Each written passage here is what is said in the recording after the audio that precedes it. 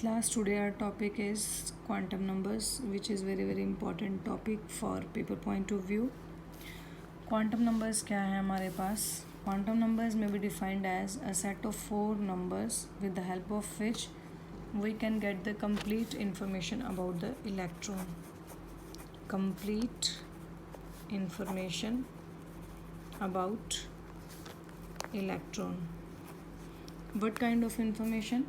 Like location, energy, type of orbitals, shape, orientation of orbital. जैसे हम लोग ये कहें कि स्कूल का जब एक फॉर्म भरा जाता है तो that form will give the complete information about the student.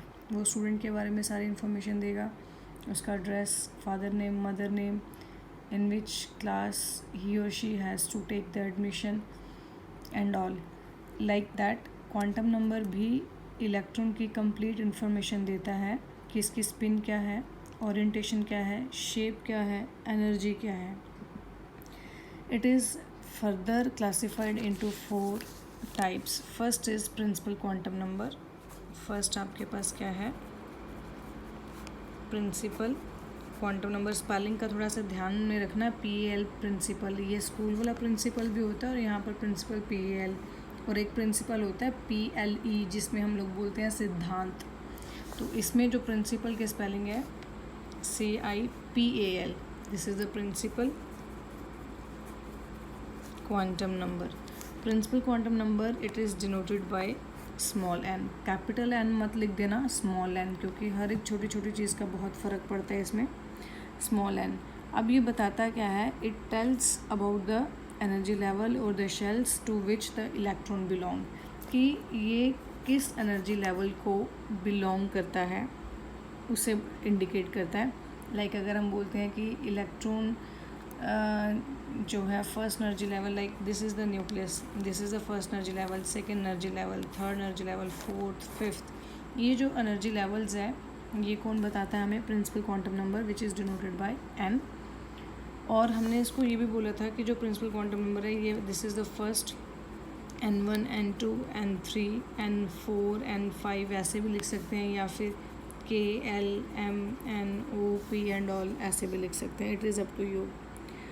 और क्या ये बताता है? Maximum number of electron present in the principal shell, कि अगर सपोज करो कि अगर मैं K शेल की बात करूँ तो इसमें कितने नंबर ऑफ इलेक्ट्रॉन्स हैं, L की बात करूँ कितने नंबर ऑफ इलेक्ट्रॉन्स हैं. And the formula is given by it is 2n², where n is the number of shells. अगर फर्स्ट एनर्जी लेवल है या फर्स्ट शेल है, n की वैल्यू 1 पुट करते हैं तो क्या आ जाएगा? 2 × 1² that is 2. Means first energy level contain maximum 2 electron. If we talk about the second energy level in which the value of L, capital L, where n is 2 and it will be 2² 4 8, means in second energy level maximum 8 electrons can occupy, then third, fourth, fifth and sixth so on. तो principal quantum number क्या बताता है? एक तो energy level के बारे में बताता है, दूसरा उस एनर्जी लेवल में कितने नंबर ऑफ इलेक्ट्रॉन्स हैं. And it is given by the formula 2n². Now the second is azimuthal quantum number.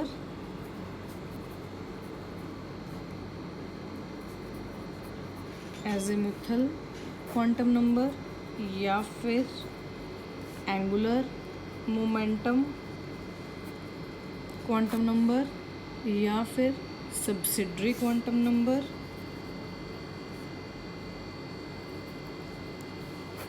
और we can say secondary quantum number.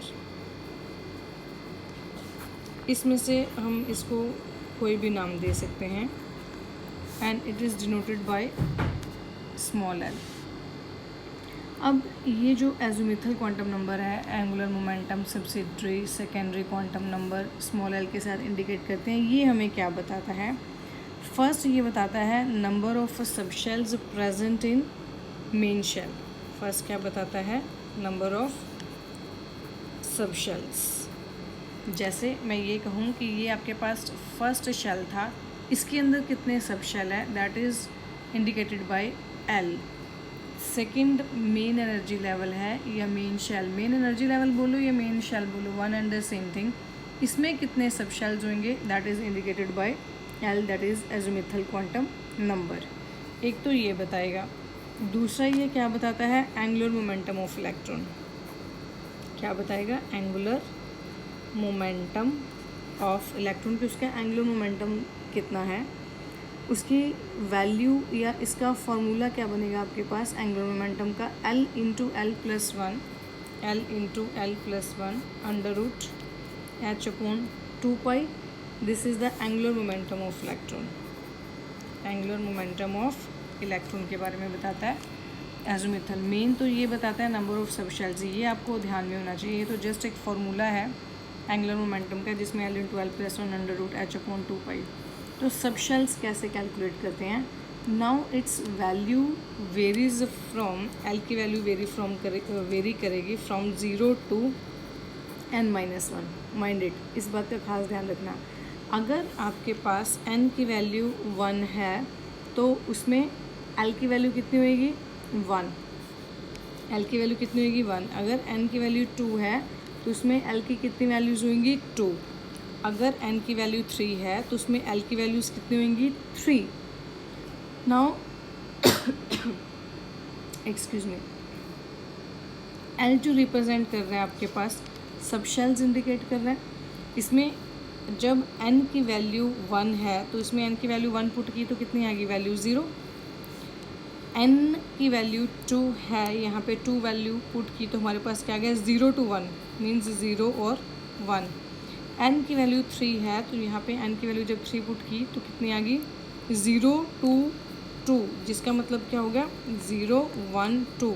जिस वजह से मैंने बोला था कि अगर n की वैल्यू यहाँ पे 1 है तो l की वैल्यू 1 होगी, n की वैल्यू 2 है तो l की वैल्यू भी 2 आएंगी। वो कितनी वैल्यू आई हमारे पास, 0 और 1। If n is 3 then l की वैल्यू कितनी आएंगी, 3 आएगी, और वो कैसे आई है, 0 1 and 2। Now if l is 0 then हम इसे क्या बोलते हैं, s orbital. This is p, ये थोड़ा सा मैं लिख देती हूँ। If l is 0 then it is S subshell. If L is 1 then it is P subshell. If L is 2 then it is D subshell. Subshells के बारे में बता रहा था ना, स्टार्टिंग में मैंने लिखा था कि जो L है वो किसके बारे में बताता है, नंबर ऑफ सबशेल। सेकंड क्या बताया था, एंगुलर मोमेंटम के बारे में बताता है। तो एंगुलर मोमेंटम का तो सीधा फॉर्मूला हम अप्लाई कर लेते हैं, बट सब शेल्स का मेन है कि ये सब शेल बताता है कि इसमें एक एनर्जी लेवल में कितने सब शेल्स हैं। एक एनर्जी लेवल है तो उसमें की सब शेल्स कितने होंगे, 1। 2 सेकेंड एनर्जी लेवल है तो उसमें सब शेल्स कितने होंगे, 2। 3 एनर्जी लेवल है तो उसमें सब शेल्स कितने होंगे, 3। ये मैं आपको यहाँ पे बता रही हूँ कि थर्ड एनर्जी लेवल है तो कितने होंगे सब शेल, 3 होंगे। It's value will be 0 1 and 2। अगर L 0 है तो उसे S सब शेल बोला जाता है, 1 है तो P है, L 2 है तो D सब शेल है। If L is 3 then it is F sub shell and so on। S P D F G and H तक जाता है, जिसमें S का नाम रखा गया था शार्प, P का मतलब था प्रिंसिपल, D का मतलब था डिफ्यूज्ड एंड F का मतलब था फंडामेंटल। तो इसके नाम हमें याद करने की ज़रूरत नहीं है कि ये क्या है, हमें सिर्फ इतना याद रखना है कि जो L है azimuthal angular momentum subsidiary secondary quantum number, it is denoted by L। और ये क्या बताते हैं, नंबर ऑफ सबशेल्स के बारे में और एंगुलर मोमेंटम। सबशेल्स मीन्स एक मेन एनर्जी लेवल या मेन शेल के अंदर कितने नंबर ऑफ सबशेल्स हैं वो इंडिकेट करते हैं। If L the value of L is 0 then it is S subshell, then it is P, then D and F। Next third आपके पास आता है magnetic quantum number. Next is magnetic quantum number, it is denoted bye M और ML, small m और ML।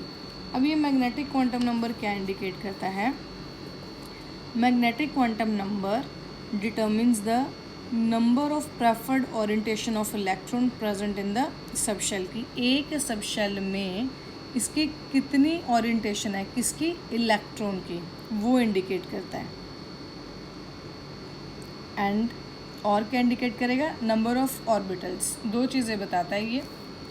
Main first बताता है number of orientations and number of orbitals. एक तो बताएगा कि इसकी ओरिएंटेशन कैसी है, और सेकंड क्या बताएगा वो, उसमें कितने नंबर ऑफ ऑर्बिटल्स हैं। And the value of m varies from -L to +L। हाँ से वैल्यू वेरी करती है -L to +L। If L is 0 then m has only one value, means S subshell, orientation in space, one orientation in space. If L is 1 then the value of m is -1 to +1, 3 orientation in space. Like अगर मैं ये कहूँ if the value of L is 0, क्योंकि पीछे मैंने आपको बताया था जब L 0 होता है तो उससे क्या बोला जाता है, एस सबशेल, क्योंकि L इंडिकेट क्या करता है, सबशेल के बारे में बताता है। अब मैं यहाँ पर क्या बता रही हूँ कि M इंडिकेट क्या करता है आपके पास, यहाँ पे M और L, एक तो ऑर्बिटल्स बताता है, नंबर ऑफ ऑर्बिटल्स कितने हैं present in, orbitals present in subshell, कि सबशेल के अंदर कितने नंबर ऑफ ऑर्बिटल्स प्रेजेंट है, और उसकी ओरिएंटेशन कैसी है।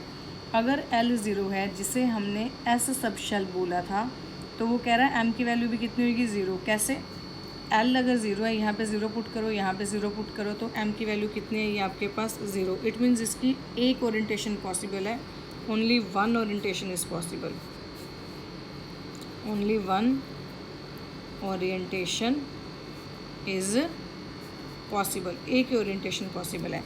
अगर हम लेते हैं L इज़ 1, अगर मैंने L1 ले लिया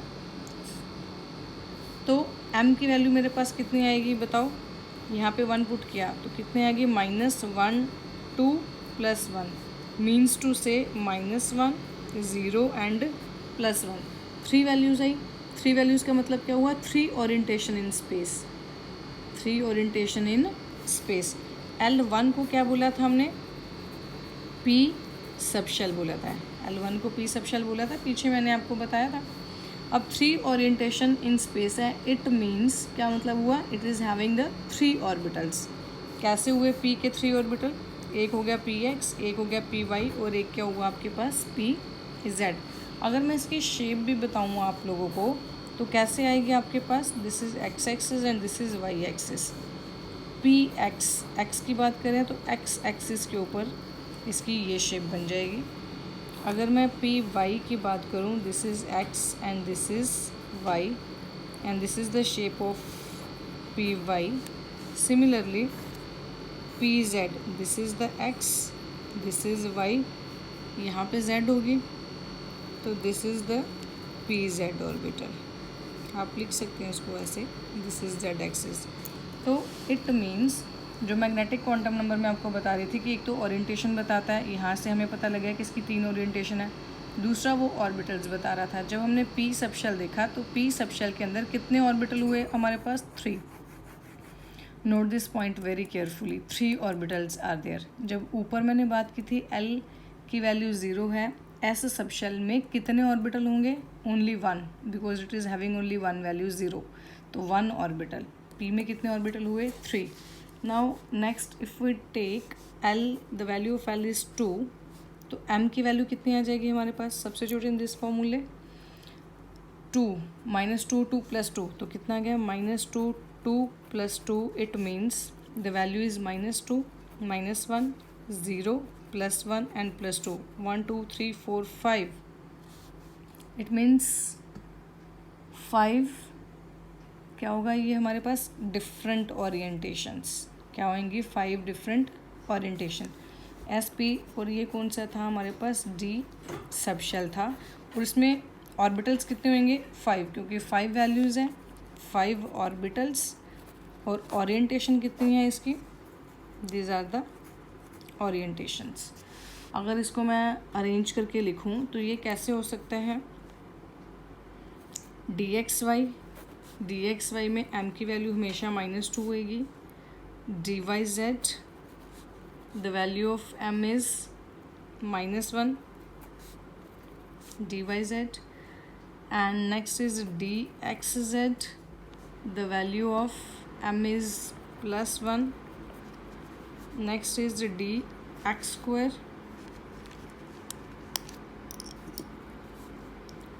dx square y square, the value of m is